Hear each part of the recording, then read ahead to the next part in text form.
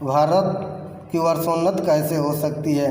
तो आइए आप लोग देखते हैं। इसका पहला भाग हम पिछले वीडियो में पढ़ा चुके हैं। आज दूसरा भाग इस वीडियो में पढ़ाने जा रहे हैं। मुझको मेरे मित्रों ने कहा था, तुम इस विषय पर कुछ कहो कि हिंदुस्तान की कैसे उन्नत हो सकती है। कौन कह रहे हैं? भारतेंदु हरिश्चंद्र। भारतेंदु हरिश्चंद्र कह रहे हैं, मुझको मेरे मित्रों ने कहा था कि तुम हिंदुस्तान की उन्नत कैसे हो सकती है, इस विषय पर कुछ कहो। तो हमने इस भारत की उन्नत कैसे होगी, तो इस पर भारतेंदु हरिश्चंद्र ने निबंध ही लिख डाला, जो ददरी के मेले में भाषण द्वारा बोलना था। भला इस विषय पर मैं और क्या कहूँ। भागवत में एक श्लोक है। तो भारतेंदु जी ने कहे, जे भला मैं इस विषय पर क्या कहूँ कि हिंदुस्तान की कैसे उन्नत हो सकती है। तो ये कह रहे हैं, मैं इस विषय पर भला क्या कहूँ। उस पर इनको एक भागवत में एक श्लोक है, उनको याद आया। क्या है? निर्देहमाधम सुबलम सदुर्बलम पल्लवम सुकल्पम गुरुकर्णधारम मयानुकूलेन नभः स्वतेरितं पुमान भवाब्धिं न तरेत स तामहा। इसका नीचे भावार्थ दिया गया है। भगवान कहते हैं, क्या कहते हैं कि पहले तो मनुष्य जन्म ही बड़ा दुर्लभ है। निर्देहमाधम सुलभम सो दुर्लभम। कहें क्या? पहले तो मनुष्य जन्म ही दुर्लभ है, सो मिला और उस पर गुरु की कृपा और उस पर मेरा अनुकूलता इतना सामान पाकर भी जो मनुष्य इस संसार सागर के पार न जाए, उसको आत्महत्या करना चाहिए। वही दशा इस समय हिंदुस्तान की है। तो इस श्लोक का ये भावार्थ नीचे लिखा गया है। ये क्या है? ये पहला तो मनुष्य जीवन ही बड़ा दुर्लभ है। अगर मनुष्य का जीवन मिल भी गया तो इस पर गुरु की कृपा, उसके अनुकूलता के समान पाकर उसके अनुकूल उसके गुरु की कृपा भी पा गया, और मनुष्य इस संसार के सागर पार न जाए, उस अर्थात गुरु की कृपा पाकर भी इस संसार से मुक्ति न मिले, इस संसार रूपी सागर को पार न कर पाए, तो उसे क्या करना चाहिए? उसे आत्महत्या कर लेना चाहिए। वही दशा इस समय किसकी है? हिंदुस्तान की है। अर्थात हिंदुस्तान की ऐसी स्थिति हो गई है कि यह हिंदुस्तान अमृत के समान लग रहा है।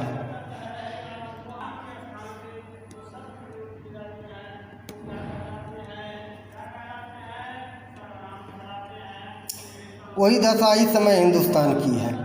बहुत लोग यह कहेंगे कि हमको पेट के धंधे के मारे छुट्टी नहीं रहती। बाबा हम क्या उन्नत करें,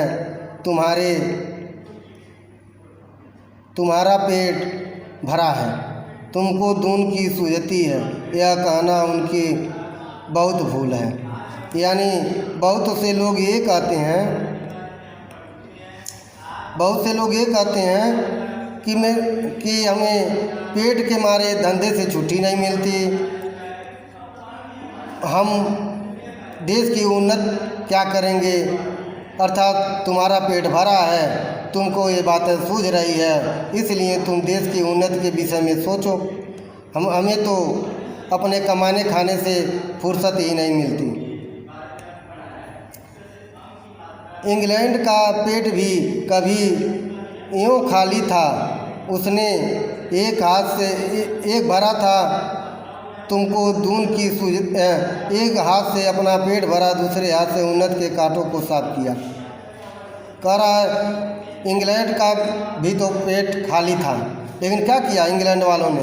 एक हाथ से पेट भरा और दूसरे हाथ से उन्नत के कांटों को उन्नत के कांटों को साफ किया, अर्थात उन्नत के मार्ग पर जो कांटे थे उनको साफ करते गए और दूसरे हाथ से अर्थ कमाने और खाने लगे। अर्थात कमाने और खाने के साथ साथ वे देश हित में कार्य करने लगे।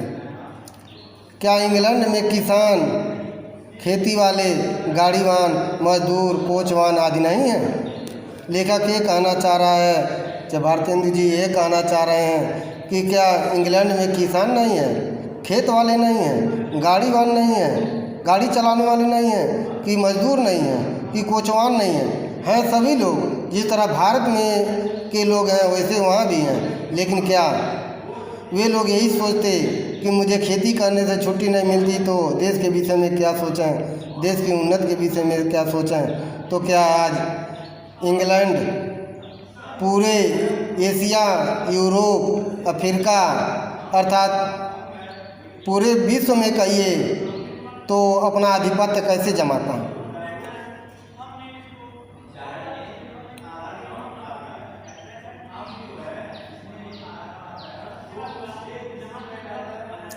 किसी देश में भी सभी पेट भरे हुए नहीं होते, किंतु वे लोग जहाँ खेत जोतते बोते हैं वहीं उसके साथ यह भी सोचते हैं कि ऐसी कौन नई कल या मसाला बनावे जिनसे इस खेत में आगे से दून अन्न उपजे।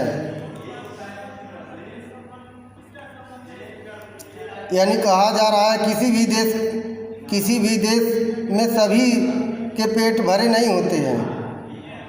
बहुत से लोग अधपेटे ही खाकर रह जाते हैं। तो लेकिन क्या होता है, वे लोग खेत को जोतते बोते हैं और उनके साथ साथ सोचते भी रहते हैं कौन सी ऐसी मशीन बनाएं, कौन सी ऐसे उन्नत तैयार करें, यंत्र तैयार करें जिससे खेत में आज मैंने इन साल के अलावा अगले साल दूना अन्न पैदा हो।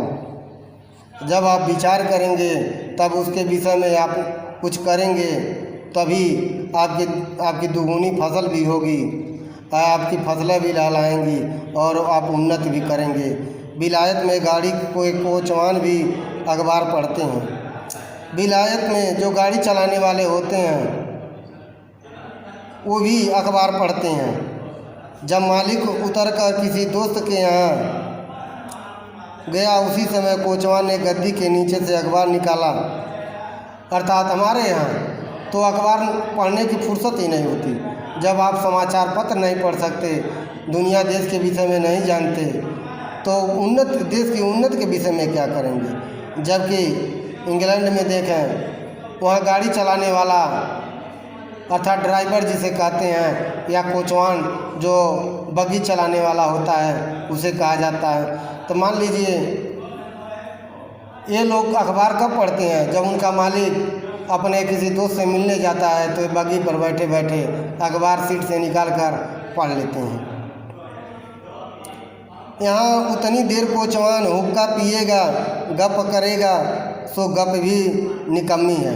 लेकिन यहाँ क्या होता है, यहाँ के लोग उस समय कि तो हुक्का पिएंगे, कि तो बीड़ी पिएंगे, कि सिगरेट पिएंगे, कि गुटखा पान खाएंगे और कि तो गप्पे मारेंगे। इसके अलावा ये निकम्मे का कार्य ही करेंगे, बाकी और कुछ नहीं करेंगे। वहाँ के लोग गप में ही देश के प्रबंध छाड़ते हैं। यानी जहाँ के लोग देश के गप्पों में ही अपने प्रबंध को छाड़ते हैं। सिद्धांत यह है कि वहाँ के लोगों का यह सिद्धांत है कि एक छिन्न भी